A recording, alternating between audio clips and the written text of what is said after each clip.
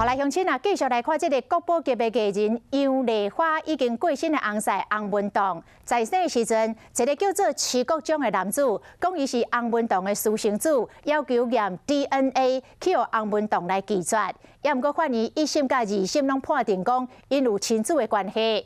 去年翁文栋过身了后，由杨丽花继承诉讼。上新的消息，这个最高法院驳回着上诉，专案确定，也就是讲，确定这个徐国忠就是翁文栋的后生，所以翁文栋60亿的遗产，恐惊要重新来分配。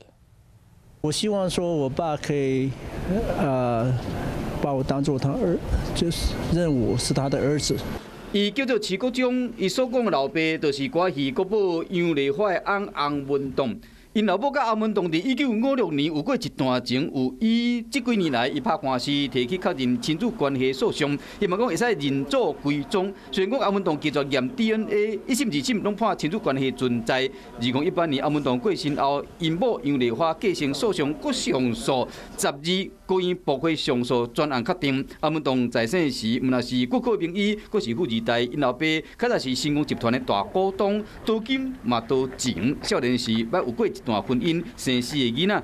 1983年娶杨丽花时，轰动全台湾。带着千千万万人的祝福。结婚后，翁文栋的作风无变，杨丽花嘛捌讲因翁真花。虽然讲翁文栋过身的前几年，有几啊摆发生翁某婚姻有状况。不过经过这风风雨雨，杨丽花毋捌讲过因翁一句歹话。一直到2018年，翁文栋因为心脏病过身，却无想到讲因翁过身2年后，大概因为翁文栋的私生子这个代志伫伤脑筋。